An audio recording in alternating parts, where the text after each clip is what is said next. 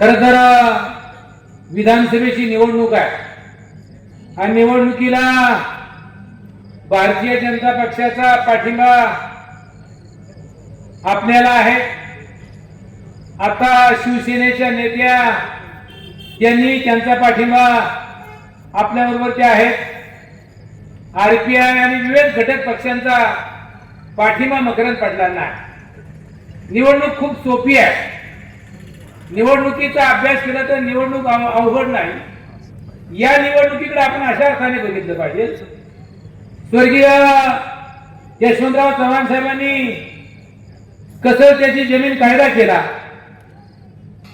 ग्रामपंचायत पंचायत समिती जिल्हा परिषदेना जन्म दिला, या राज्याचे पहिले मुख्यमंत्री झाले आणि त्यांचे संस्कार या जिल्ह्यामध्ये मग कैलासवासी लक्ष्मणराव जाधव पाटील असतील, विलासराव उंडाळकर असतील, मदनराव आप्पा असतील, बाळासाहेब भिलारे असतील किंवा बकाजीराव पाटील असतील, या सगळ्या पदाधिकाऱ्यांनी चव्हाण साहेबांची संस्कृती जपली। कधीतरी आपल्याला हे कळलं पाहिजे, आपल्या नावचा सातवाडा कुणामुळे झाला, तो स्वर्गीय यशवंतराव चव्हाण साहेबांच्यामुळे झाला। आणि मग आज मकरंद पाटलांना मत मागत असताना नानांनी, आबांनी, शामरावांनी, शारदाताईंनी आणि भाजपचे नेते आमचे मित्र त्यांनी सांगितलं की मतदान का करायचं। साध्या गणित आहे, जमिनी तुम्हाला चव्हाण साहेबांच्यामुळे मिळाल्या आणि मकरंद पाटलांनी धोम बलकवडीच्या कालव्याच्या तिन्ही लिफ्ट गावडेवाडी, शेखीरवाडी, वाघोशी या तिन्ही लिफ्ट मंजूर केल्या। ह्या मंजूर करताना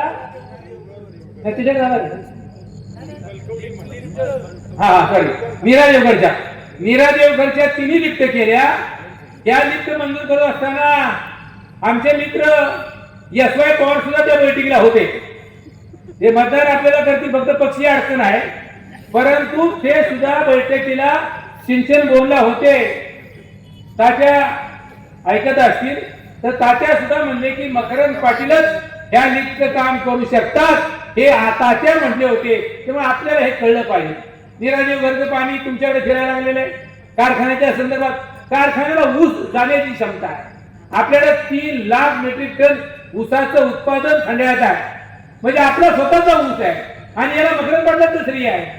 मग मकरंद पाटलांनी जे काम केलं, मला वाटते 40 कोटीची वॉटर सप्लायची स्कीम खंडाळ्याला मंजूर केली, 35 कोटीची, लोणांची कितीची आहे, 65 कोटीची। एक एक वॉटर सप्लाय स्कीमा कोट्यावधी रुपयाच्या, म्हणजे हे सगळं बघितलं मी सुद्धा त्यांना म्हटलं मला एक 5-6 कोटी द्या पैसेला। अरे म्हणजे 6 कोटी रुपये, मला तिथे बी माणसं राहतात। आमच्या प्रस्तावावर सुद्धा मुख्यमंत्र्यांची सही झालेली आहे। म्हणजे विकास कामाच्या बाबतीमध्ये मकरंद पाटलांचं एकच धोरण, कुठल्या गावात काम नाही। एक गाव सांगा मला की ज्या गावामध्ये कोट्यावधी रुपयाचा निधी मकरंद पाटलांनी दिलेला आहे, याची जाणीव तुम्हाला मला ठेवली पाहिजे। खऱ्या अर्थानं निवडणूक सोपी आहे, पण सगळ्यांचं कसं आहे, मी आम्हाला दिसलो पाहिजे, आबांनी मला नमस्कार केला पाहिजे। घरी जा ना, गावात जा, गावात मतदारांना भेट, त्यांना सांग आम्हाला फक्त 23 तारखेपर्यंत भेटण्यापेक्षा मतदारांना भेटा आणि मतदारांना सांगा की मकरंद पाटलांना निवडून द्या। एवढंच काम करावं, किती सोपी निवडणूक आहे। मग त्या दृष्टीने आपण सगळं बघितलं पाहिजे। महिलांच्यासाठीचे 1500 रुपये आले, कुणाला आले कुणाला नाही आले, सगळ्यांनाच आले, कुणाला नाही आले, मला बी आले, माझ्या बायकोला। खोटं काय बोलायचे, आता यांच्याकडे नसतील आले तो भाग वेगळा, परंतु आम्हालाही पैसे आले ना, त्याच्यावर आमचा दवाखाना चाललाय ना। मग दवाखान्याला कुठले पैसे, कारखान्याला संचालन झालं, पहिल्या मिटिंगला आमदारांनी सांगितलं नो मानधन नो भानगड, या आणि चहा आणि 2 बिस्किट खा, चहा 3 बिस्किट, कारखाना उभारायचा आहे। नेतृत्वाचं काम असं असलं पाहिजे। तुम्हाला खरं वाटलं का मी आजारी आहे, मला भाषण करताना ती मला उर्मी येते आणि मी आमदारांना सांगितलं मला गेलो तरी चालेल, परंतु तुम्हाला निवडून आणेपर्यंत काय व्हायचं ती होईल, झालं पाहिजे। शेवटी आपला एक गडी टिकला पाहिजे। आता अशोकराव अशी आले किती गेले किती काय त्याचे. काय काय माणसं जन्माला आलेली बी कळत नाही, ती आली कधी मेली कधी.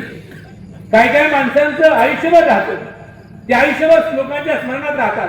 आणि आता काय झाले, कुणी येते शेजारी हातात हात देते, फोटो काढते आणि तेच व्हॉट्सअपला पाठवते, त्याला गैरसमज करतात हा कुठला काय. शेवटी एक लक्षात घ्या, राजकारणामध्ये हे असं चालत नाहीये. मकरंद पाटील काम करणारा माणूस आहे. मकरंद पाटलांनी रात्रंदिवस लोकांच्या करता काम केलंय, याची जाणीव तुम्हाला असला पाहिजे. आणि ती जाणीव ठेवून आज खेड मतदारसंघाची बैठक आहे, तालुक्यातली सगळी मंडळी इथे आहे. राजकारणामध्ये काम करत असताना मी शेवटच्या सभेत काही गोष्टी बोलणार आहे, आधीमध्ये बोलून त्याच्यामध्ये काय त्याला फार त्याची हवा घालवण्यात अर्थ नाही.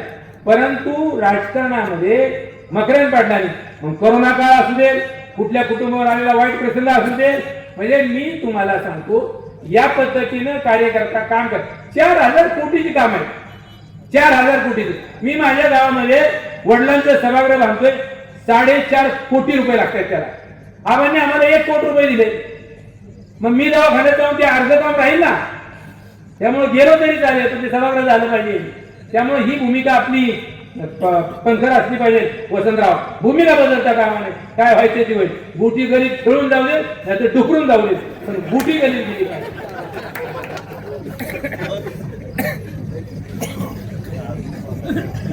त्यामुळं आम्हाला अनेक निवडणुका बघितल्या.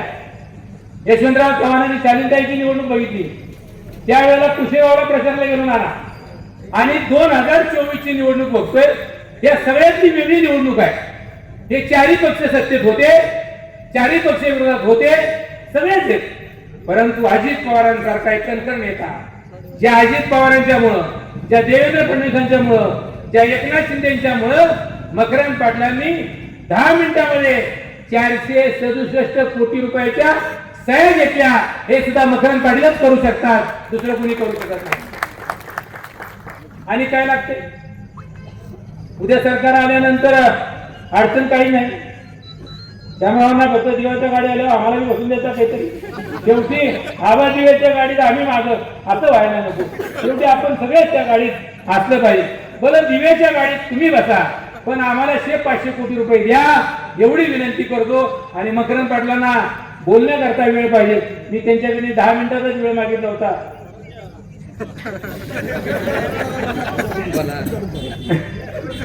मी हे निवडणुकीत मी का सांगत असतो की मकरंद पाटलांची पद्धत आहे. या मतदारसंघामध्ये काही प्रसंग असे होते, वारले कैलासवासी आर पाटील, त्यावेळेला मकरंद पाटलांनी, मी गावाच्या नावाचा उल्लेख करत नाही, इतका बाका प्रसंग होता. पाटे 2 वाजता मकरंद पाटील या तालुक्यातले 100 कार्यकर्ते घेऊन मुंबईला गेले आणि आर पाटलांच्याकडनी ती ऑर्डर करून या तालुक्यातल्या एका गावातल्या 200-400 मुलांना वाचवण्याचं काम देखील मकरंद पाटलांनी केलेलं आहे. आम्हाला प्रत्येक गोष्टीची जाणीव असली पाहिजे. असं मला सांगा, कुणी काम मागितलं काम नाही दिलं. आता शारदाताईंनी सांगितलं, आमचा जरी पहिलं काही जमत नसलं तरी आबांनी कामं दिलेत, म्हणजे हे शारदाताई मान्य करतात. आणि त्यामुळे आता तर काय आपली एकत्रच आहोत आपण, मुख्यमंत्री, दोन्ही उपमुख्यमंत्री, फक्त एकच काम केलं पाहिजे. या निवडणुकीमध्ये, मागच्या 3 निवडणुकीत आपण सांगत असतो की एवढ्या मतांनी लीड दिलं. माझं म्हणणं आहे ही निवडणूक जर कार्यकर्त्यांनी हातात घेतली तर मकरंद पाटील जिल्ह्यात सगळ्यात अधिक मतांना निवडून येऊ शकतात, फक्त कार्यकर्त्यांनी निवडणूक हातात घेतली. तुम्ही काय ते करू नका, टाळ्या हाणा, असं चालणार. गावात वस्तीत जा, प्रत्येक वस्तीत जा, घराच्या कार्यकर्त्यापर्यंत बसवा, रुसवा फुगवा असतो. किती तारखेपर्यंत हो? आज तारीख किती आहे? 10. 18 तारखेला प्रचार करणार आहे, 20 तारखेला मतदान होणार आहे. 20 तारखेनंतर मकरंद पाटीलच आहे ना, दुसरा कोण आहे? मग कोणाला जायचं? मग उगाच 20 तारखेला दुसऱ्या उघड्याच करायचं, मी नाही बाय, मी नाही येणार, लय नुसतं कशाला नुसतं कुणाचं घेणं देणं काय असते? उगाच रुसायचं, मी मला जमणारच नाही, मला असंच केलं, आबा तेवढ्या बोललेच नाही, मग आता तुझ्या घरी आबा आणू, आबा काय करा, त्याला बोलावं. काही असते लग्नाला आले तर उशिराच आले, बारशाला आलं पाहिजे, वाढदिवसाला आलं पाहिजे, मैत्रीला गेलं पाहिजे. प्रत्येकाकडे जाण्याची भूमिका निश्चितपणाने मकरंद पाटलांची आहे. आणि म्हणून करता उद्याच्या 20 तारखेला आता शारदाताई तर कामाला लागले, भाजपचे नेते कामाला लागले आणि आम्ही तर काय सगळे घरातले जाऊ. आमचं तर कर्तव्य आहे, आपण एक काम करूया, स्पर्धा करूया, कुणाच्या गावात मकरंद पाटलांना जास्त मतं पडतायत, जेवढी मतं पडतील तेवढे कोटी रुपये मकरंद पाटलांनी द्यायचे, अशी स्पर्धा लावली. हा स्पर्धा अशी जावा ना. समजा आम्ही मतं जास्त दिली तर आम्हाला पैसे जास्त दिले पाहिजे ना. आणि जे उगाच काम नाही करत त्याला पैसे कशाला? तुला नाही थांब, 18 नंबर तुझा येईल तेव्हा बघू. ही भूमिका अनिश्चितपणाने घ्या. यापेक्षा अधिक काही न सांगता मला कळत की मी माणूस आहे काय. मला येताना लय थंडी वाजत होती. म्हणलं काय करतो पुन्हा बायको मला म्हणल्या कशाला जात नाही. आमचे सगळे रमेश बापू सिद्धेश्वर आत्मारा मी म्हणल्यावर प्रकाश म्हणले तुम्हाला बोलायचे मार्केट करू नका. पण नेत्याकरता कार्यकर्त्याला उर्मी असली पाहिजे. ते उर्मी असण्याचं काम प्रत्येक कार्यकर्त्यांनी करा अशी विनंती करून आदरणीय मकरंद साहेबांनी बोलावं अशी विनंती करून या ठिकाणी थांबतो. जय हिंद, जय महाराष्ट्र.